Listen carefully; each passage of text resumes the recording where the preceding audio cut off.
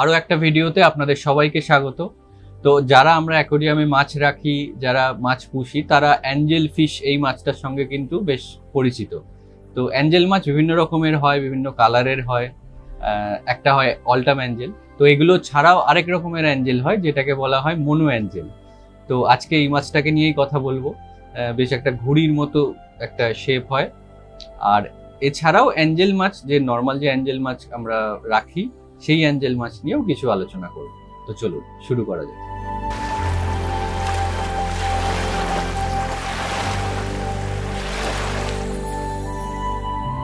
এই মনো অ্যাঞ্জেল মাছটা কিন্তু সাধারণত এই সাউথ এশিয়ার উপকূলবর্তী এরিয়া, মানে ইন্ডিয়ার উপকূলে, তারপর আফ্রিকা, তারপর অস্ট্রেলিয়ার উপকূলবর্তী জায়গাগুলোতে দেখা যায়। এরা সাধারণত ডিম পাড়ার সময় মোহনার দিকে আসে, অর্থাৎ মিষ্টি জলের দিকে আসে। তো এই মনো অ্যাঞ্জেল কিন্তু অ্যাকচুয়ালি নোনতা জলের মাছ, মানে সল্ট ওয়াটারের মাছ, মেরিন ফিশ। একে অনেকেই আছেন যারা ফ্রেশ ওয়াটারে রাখে, কিন্তু এরা কিন্তু অ্যাকচুয়ালি ওই মেরিন ফিশ। এদেরকে মেরিন অ্যাকোরিয়ামে রাখাটাই উচিত। ফ্রেশ ওয়াটারে রাখা যায় না তা না, কিন্তু সেক্ষেত্রে কিন্তু আপনাকে অনেক কিছু মেনটেন করে রাখতে হবে। প্রথম কথা, ফ্রেশ ওয়াটারের জলের প্যারামিটার আর মেরিনের জলের প্যারামিটার সম্পূর্ণ আলাদা। তো যখনই ওই মাছটা ফ্রেশ ওয়াটারে থাকতে আরম্ভ করবে, কিছুদিন পর থেকে কিন্তু নানা রকম সমস্যা হয়। সব থেকে প্রথম যে সমস্যাটা হয়, তার গায়ের মধ্যে একটা সাদা সাদা স্পট চলে আসে, একটা ইনফেকশন টাইপের হয়ে যায়। তো সব থেকে ভালো উপায়, যদি আপনারা মেরিনে এই মাছটাকে রাখেন, মানে মেরিন ট্যাঙ্কে, নোনতা জলের মাছ তো সেইখানে কিন্তু এই মাছটা অনেক বড় হবে, অনেক ভালো থাকবে, মুভমেন্টও ভালো থাকবে। এই মাছটাকে কিন্তু একটা দুটো না রেখে কয়েকটা একসাথে রাখলে ওরা ভালো থাকে। ওরা অ্যাকচুয়ালি স্কুলিং ফিশ, ওরা বেশ একটু গ্রুপে থাকতে পছন্দ করে। এরা কিন্তু যদি সঠিক এনভায়রনমেন্ট পায়, ভালো জায়গা পায়, তারা কিন্তু প্রায় 8 থেকে 10 বছর অবধি বাঁচতে পারে। আর প্রায় 10 থেকে 12 ইঞ্চি অবধি এদের সাইজ হয়ে যায়, পুরো ঘুড়ির মতো একটা সাইজ হয়। কারুর গায়ে মানে চোখের পাশ দিয়ে একটা স্ট্রাইপও দেখা যায়, আর পুরো চকচকে একটা সিলভার কালার এদের হয়। আর এরা খুব ফাস্ট সুইমার। এদেরকে কোনো স্লো সুইমার মাছেদের সাথে রাখাটা উচিত নয়। যারা ফ্রেশ ওয়াটারে রাখছেন তাদেরকে মাথায় রাখতে হবে এই মাছের সাথে যেন ডিসকাস, তারপরে এই টাইপের স্লো সুইমার যেসব মাছ আছে তাদের সাথে যেন না রাখা হয়। এছাড়া খুব অ্যাগ্রেসিভ যারা, মানে আমেরিকান সিক্লিট কিছু আছে, তাদের সাথেও যেন না রাখা হয়। তো মনো অ্যাঞ্জেল, যেটা বললাম প্রথমেই, যে ফ্রেশ ওয়াটারে রাখলে খুব বুঝে, মানে জেনে রাখতে হবে। যে ফ্রেশ ওয়াটারে জেনারেলি এরা কিন্তু খুব বেশি দিন অবধি বাঁচতে পারে না, আমার অভিজ্ঞতা থেকে আমি বলছি। তো যদি একে মেরিনে রাখা হয় তাহলে কিন্তু এরা অনেক দিন অবধি বাঁচবে। ফ্রেশ ওয়াটারে রাখলে আপনাকে জলের কোয়ালিটিটাকে খুব ভালোভাবে মেনটেন রাখতে হবে, আর তারা যেন ঠিকভাবে ঘোরাফেরা করতে পারে সেই ব্যাপারটার দিকে খেয়াল রাখতে হবে। আর একটা মাছকে দুটো মাছ ছেড়ে রাখলেন একটা 3 ফুটের ট্যাঙ্কে, সেটাও যেন না হয়। তারা যেন স্কুলিংটা করতে পারে, আবার ওভারক্রাউডেড ট্যাঙ্কেও রাখবেন না। এরা যেহেতু সমুদ্রের মাছ, মানে নোনতা জলের মাছ, এরা কিন্তু খুব হাই টিডিএস এ থাকতে আর কি প্রেফার করে। ফ্রেশ ওয়াটারে অন্যান্য মাছ কিন্তু এই টিডিএস এ খুব একটা কমফোর্টেবল নয়, এবং এদের মানে মনো অ্যাঞ্জেলের কমফোর্টেবল টিডিএসটা শুরুই হচ্ছে আপনার ওই 1000-এর পর থেকে। তো বুঝতেই পারছেন যে ফ্রেশ ওয়াটারে এদেরকে রাখাটা কতটা ডিফিকাল্ট। এই মনো অ্যাঞ্জেলের জন্য টেম্পারেচার কিন্তু মোটামুটি 28-এর আশেপাশে রাখলেই হয়। কিন্তু ফ্রেশ ওয়াটারে রাখলে এবারে প্রশ্ন আসছে যে কিভাবে রাখা যায়। ফ্রেশ ওয়াটারে যদি এই মাছটাকে রাখতে হয়, রাখা কি একদমই যাবে না? তা নয়, অনেকেই রাখেন।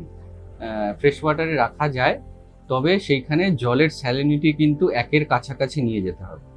যেহেতু আপনি ফ্রেশ ওয়াটার রাখছেন, সেহেতু মেরিনের সল্ট দেওয়ার প্রয়োজন নেই, আপনি রক সল্ট দিয়ে করতে পারেন। এমনি বাড়িতে খাবার যে নুন, রান্নার নুন, সেই নুন দেবেন না। এইভাবে কিন্তু মনো অ্যাঞ্জেলকে ফ্রেশ ওয়াটারে বা মেরিন নয় এরকম একটা ট্যাঙ্কে আপনারা রাখতে পারবেন। এবার বলি ফিডিং কি হবে। ফিডিং এর ক্ষেত্রে প্যালেটস খাওয়াতে পারেন, ড্রাই প্যালেটস, একটু ভালো কোয়ালিটির ড্রাই প্যালেটস, যেটা আমি সব সময় বলি যে কোনো মাছকেই একটু ভালো কোয়ালিটির প্যালেটস, ড্রাই ফুডটা খাওয়ানো। এছাড়া ব্রাইন শ্রিম্প, ব্লাড ওয়ার্মস, এইগুলো খাওয়াতে পারেন।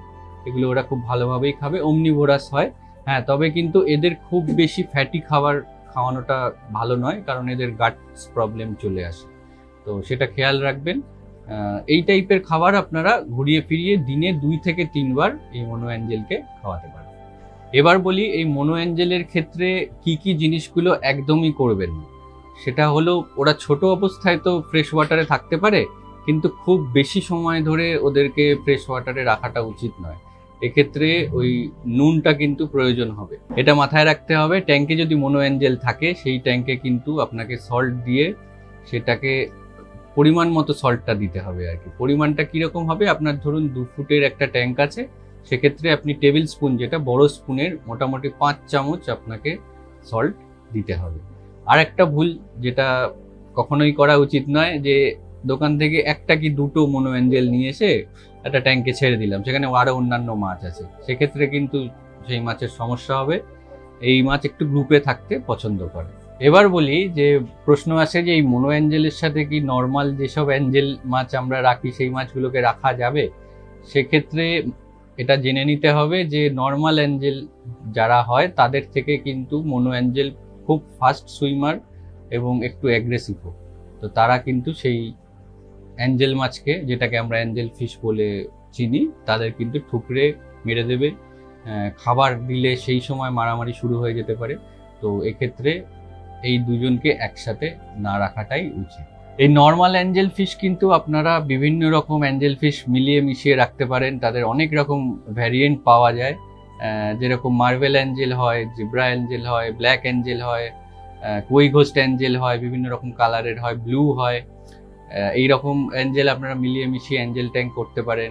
এছাড়া ফুল ভেল অ্যাঞ্জেল হয়। এই সমস্ত ভ্যারাইটিরই যদি ফুল ভেল ভ্যারিয়েন্ট পান, সেক্ষেত্রে দেখবেন সেই অ্যাঞ্জেল মাছটা কিন্তু অনেকটা বড় হয়, মানে ওপর নিচে সেই অ্যাঞ্জেলটা অনেকটা বড় হয়। আর সব থেকে বড় যেটা হয় সেটা হয় অল্টাম অ্যাঞ্জেল। সেটা নিয়ে আমাদের অন্য একটা ভিডিও আছে, আপনারা গিয়ে দেখে আসতে পারেন আই বাটনে ক্লিক করে। তো এই ছিল মনো অ্যাঞ্জেল আর অ্যাঞ্জেল নিয়ে আজকের ভিডিওটা কেমন লাগলো জানাবেন। আরও ডিটেলসে চেষ্টা করব যদি আরও কোনো ইনফরমেটিভ ভিডিও এই ব্যাপারে করা যায়। আর আপনারা কি ব্যাপারে ভিডিও চান সেটা আমাদের কমেন্ট করে অথবা ইনস্টাগ্রামে ডিরেক্ট মেসেজ করেও জানাতে পারেন। সবাই ভালো থাকবেন, পরের ভিডিওতে দেখা হচ্ছে। অনেক ধন্যবাদ।